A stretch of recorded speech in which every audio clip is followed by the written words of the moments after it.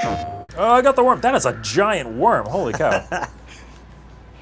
God, look at him. He's so helpless. Carrying that worm. Oh, cute little buddy.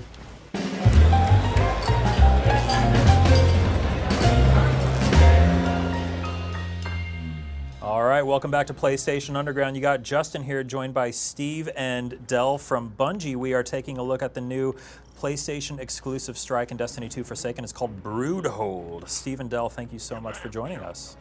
Thank you. Thanks for having us. So first things first, this is a hive-infested strike on the outskirts of the Tangled Shore, which is a new location in Forsaken. Can you tell us a little bit about what we're seeing here? This place looks really crazy. Yeah, so we're in the Tangled Shore right now. This is a set of asteroids lashed together by the Fallen, but right here there's a crashed hive ship that they've kind of, I guess they're salvaging, right? But the idea for this strike came from High Moon Studios. We were working with them, and they built the Tangled Shore. And this was actually one of the first things that they did was this strike, and they really wanted to go down into the depths of a hive ship. So that's what we're doing. Cool. So we've got one of each character here. I'm playing as a Warlock. Steve, I think you're playing Titan, and then Del is on Hunter, right? Yep. Cool. So we're going to see some new supers here today too. We'll get to that in a moment. But yeah, let's push forward here a little bit and see. Kill this ogre. Ooh, there's an ogre. Let's get him.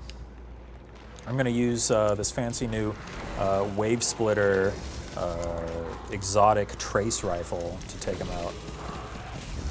Got him.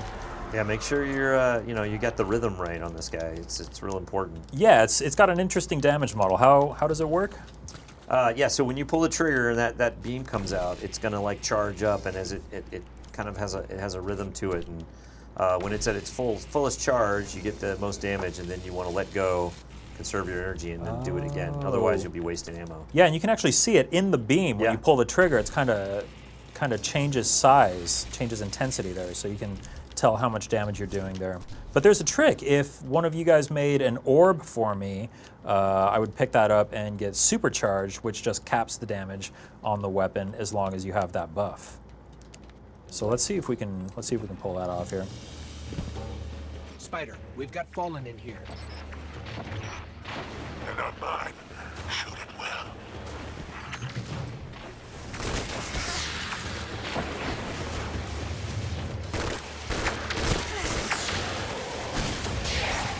I forget which pulse rifle I equipped, but it feels real good. I want to talk about some of the new weapon system changes. Oh no, I'm out of ammo!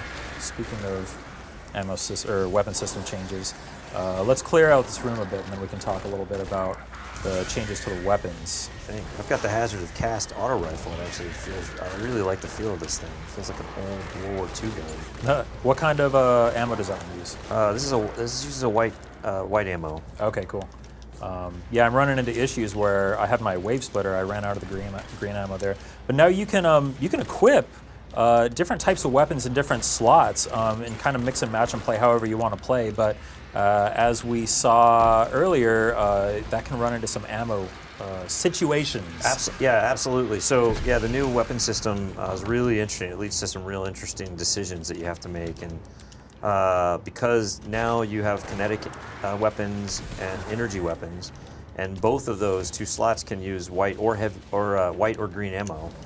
You have to be real careful with what you choose. So you can run 2 white ammo weapons, 2 green ammo weapons, or you can have green ammo in your kinetic slot.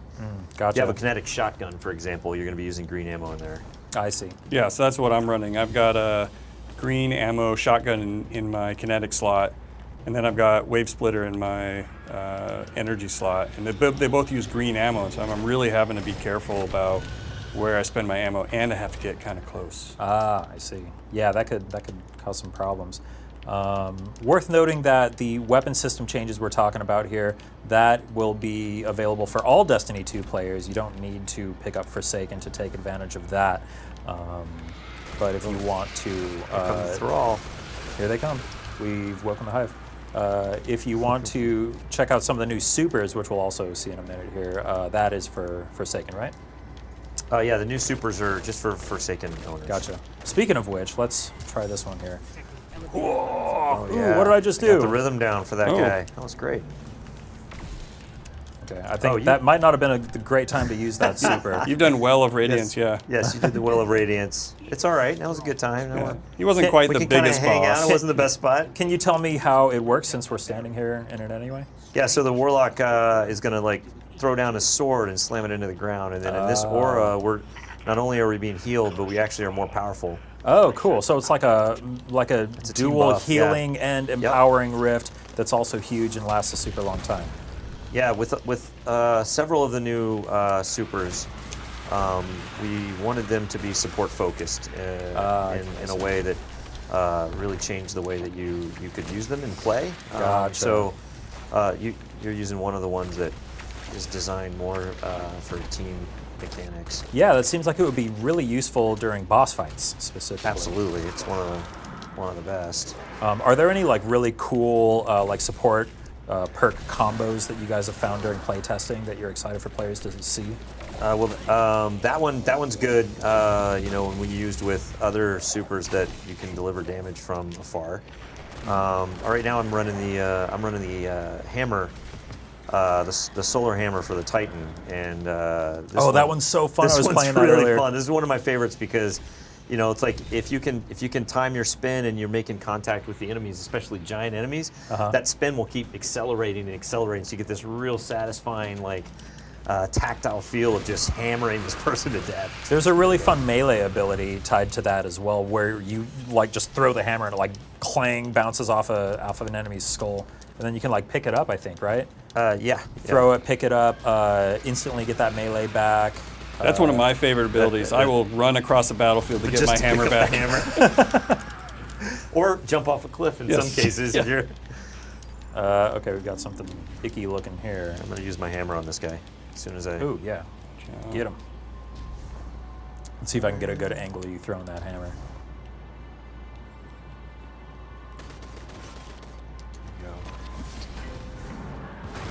Boom, look at him go. Like a Twirl, tornado baby. of death. Okay, and since you made some orbs for me, I now have a super you go. too. So I'll pop my well over here. Pick up the worm. Nice. And I'm supercharged on my wave splitter, so I'm doing maximum damage with We're that all right now. supercharged. Like, get the wave splitter out. God, where should I go with this worm? The Oh, there's a white thing diamond. over here. There's a thing right here. I saw it. Hold on. There we go. Ew. Just kind of wriggled in I there. swore I'd never pick up a worm. Did it anyway. What is it with you guys on worms? Well, the hive. I don't know. When did We like the hive, and they come with worms. So Well, there you go. They weren't wormy enough in the first Destiny. So. It's okay. I'm gonna try and kill some guys up here because they're causing us problems. Got a grenade launcher that I have been neglecting here. it's hard when wave splitters Wave powerful. splitter. Oh, I got the worm. That is a giant worm. Holy cow! God, look at him. He's so Look at you helpless. carrying that worm. Oh, cute little buddy. Just want to keep him. Maybe not. He Not can just go any away. worm. A worm that's on fire. I wonder if they're still mad about me killing Zol. Oh, we got poppers coming out. Watch out. Is that just me, or do you guys call them poppers too, the Cursed Thrall? Do you have fun names No, for I some of the usually- recurring enemies? Man, I don't know. That one I just call exploding thrall, but How about popper? Or Poppers sorry, is good. I how like about poppers. boomers for the Hive Knights? I remember. boomers is a good one. Yep. I think because their weapons were called boomers. Yes, the So that's what people defaulted to. Oh no, I'm out of green ammo. All right, so after we clear out this room, I'd like to take a look at the weapons, and we can get a closer look at the wave splitter and some of the new weapon system changes. All right, I think. Oh, got a couple more here. Take that. Man, can they just like calm down for 1 minute, please? I want to open my menu. Come on, guys. All right, one more worm to deposit in this worm nest thing. Okay, we can do it. It's all yours, Del. Uh-oh. All right. Okay, we're good, I think. Oh, no, got another thing to kill. All right, I'm going to pop my super over here. All right, we've got a well up.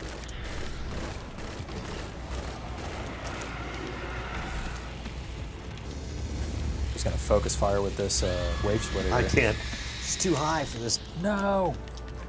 Yeah, Just found my Titan hammers weakness. tend to have height issues there. Yep, that was a height issue, all right. Okay, before we drop down, let's take a look, or you could just go. Yeah. So let's take a look at some of the weapon system changes here, because you guys have basically rebuilt this entire thing. Who wants to drive here? I'd like to get an explanation. Del, why don't you drive this time? Well, I'll drive. All right. So, well, we talked about the weapon system earlier, about the different ammos and the different slots, right? With the kinetic and the energy, and then the power weapons. So here I'm running a white ammo kinetic, but I could be running 2 greens. I'm running 2 greens. Yeah, you're running 2 greens. All And right. I got to watch my ammo pretty closely and know where I'm going to spend it. I think a pretty popular tactic is going to be to run a white and a green in some form, but 2 whites is actually, honestly, pretty useful as well. But then you might have trouble with enemy shields, right? Yep, you'll have trouble with shields, and then with 2 greens, you're going to have trouble with ammo. So you really have to make those decisions. And I think what it also means is that you're not always relying on your sniper or your shotgun to give you that shield busting potential. Now you got to figure out the right combination. Gotcha. Are you guys looking at any perks that might make the green ammo more plentiful to kind of make up for that, or? There are some perks on armor that will affect kind of like that will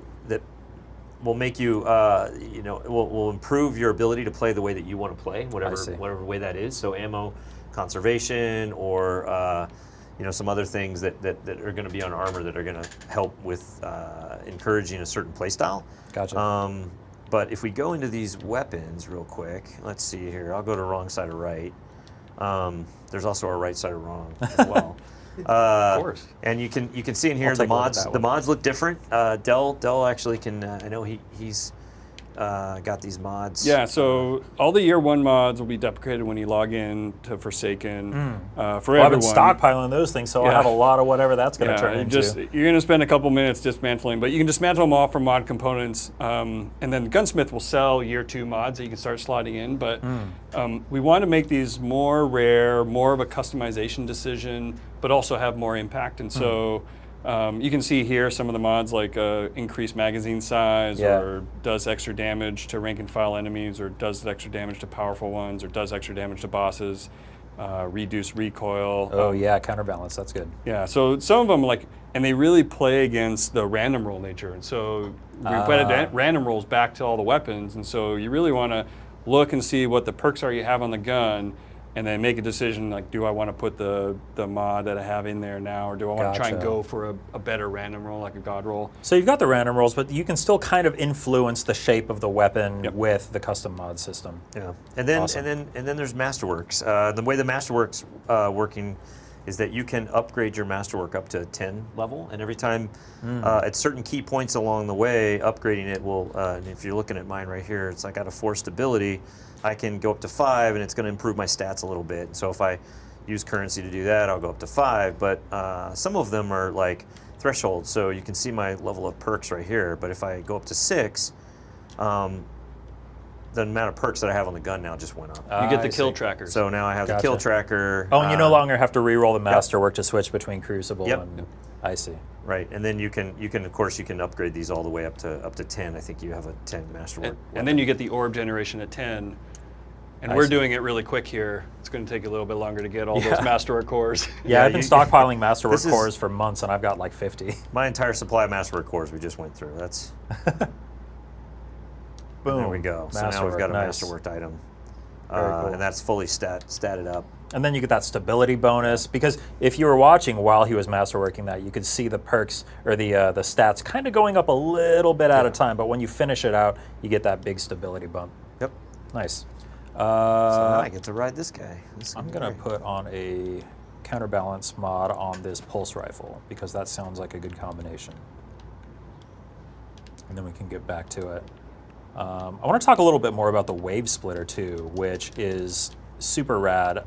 Where did the idea for this weapon come from? It looks so cool, and I love the concept of it. Well, I think this was originally Greg Pang, who's one of our, he was the weapons lead for actually all of our exotics, and he had this idea early on where he wanted to create a weapon, create an exotic that was all about the rhythm of firing. And so the idea behind this was like, you know, as you're holding down the trigger, the amount of damage you're doing is different, and so there's a rhythm you get into of like holding down the trigger and letting go and watching your ammo and conserving your ammo and maximizing your damage output. And so that's really where the genesis came along, and then it was, of course, like making it look sweet, adding some lore to it. That's cool. And, Reminds me of Cold Heart.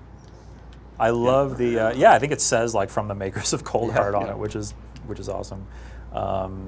I love kind of the universe that exists solely within the lore tabs of exotic weapons and armor and ships and ghosts and all that.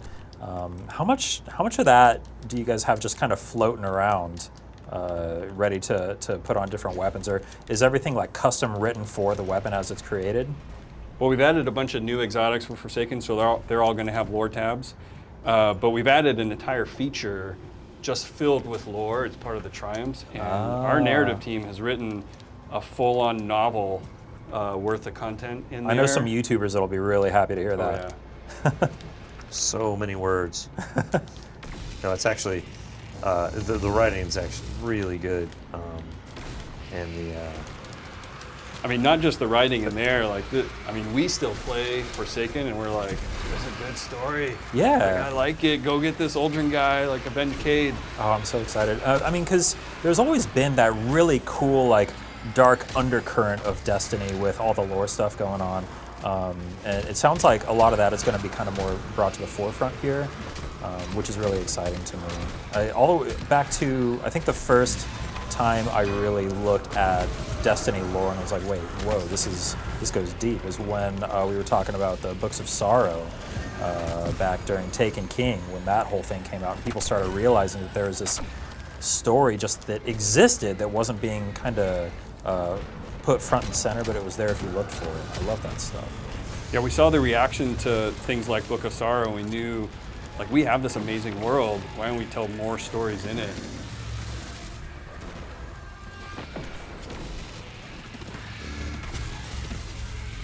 Well, you've always got those in your back pocket for new Destiny stories whenever the time comes, too. There's a wealth of just things happening in this universe that aren't necessarily immediately apparent.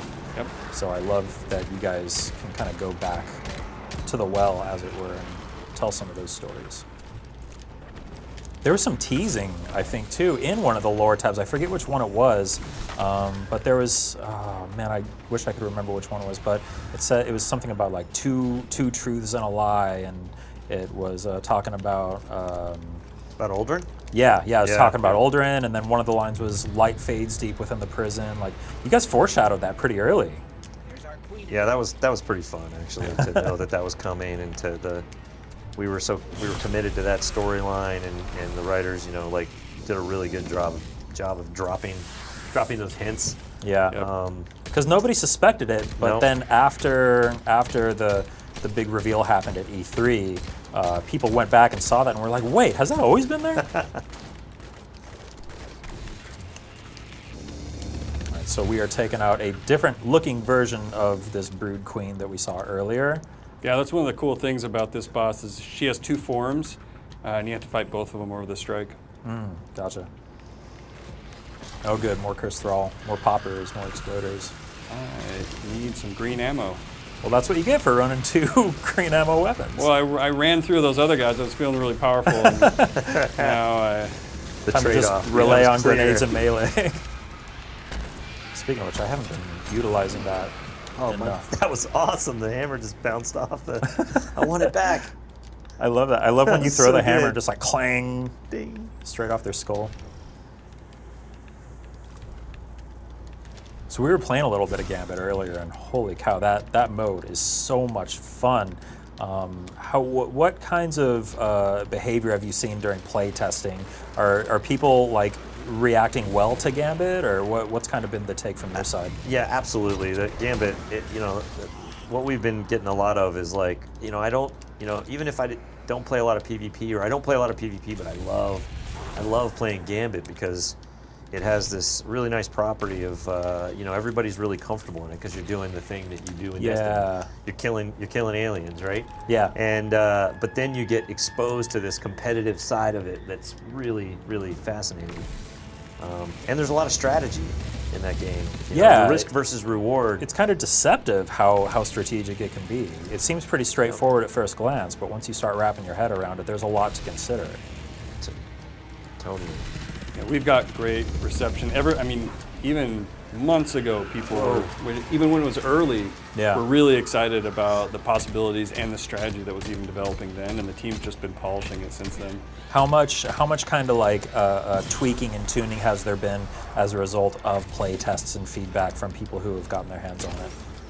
Oh, a lot. I mean, they've been working on it for quite a while now. One of the big ones was adding the primevals at the end. That only got added a few months ago. As the team really felt and was getting some feedback that there wasn't enough of a climax at the end of the matches. I see. So they wanted to create this moment where the whole team comes together and like really tries to like hit the nail on the head and put the match to home. Well, that's such a cool like turning point for the match too. Just because you filled up the scorebar doesn't mean that you won. Yeah. And when we played earlier, we saw some comebacks during that final primeval phase. That was the other. I mean, that was when one of the original things the team wanted to do with Gambit as a mode was really create a mode where comebacks were a thing, where like you could really, through skill and determination and just good play, turn matches around. So when they added those primevals, that was also an opportunity to make sure that was a really dramatic finish. Yeah, that's awesome. I got both versions of this queen are coming after me right now. This is crazy.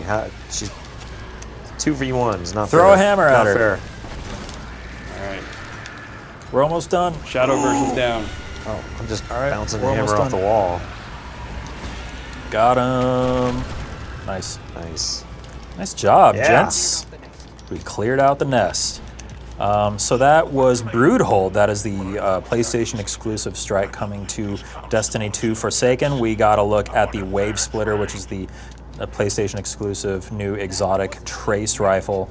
Lots of fun. There are more PlayStation exclusives too. I think we're actually wearing the PlayStation exclusive gear sets too, right? Yep. Yes, we are. Can I take a quick look at those? Sure, Let's see. Yeah. Let's see. We got a nice hunter set here. I'm gonna run over, take a look at the Titan. Ooh, look at that. That looks really cool, very robotic. And then I'll just like emote. Oh no, we ran out. I'll take a look at my menu. And here is the Warlock set. Once this loads up here, there it is. Great looking stuff.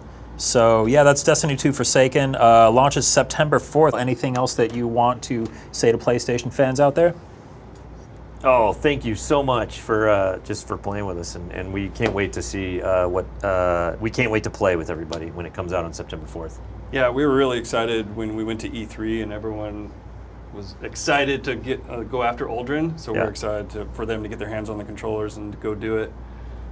All right, well, the hunt is on September 4th. We'll see you then. Yeah, thank you.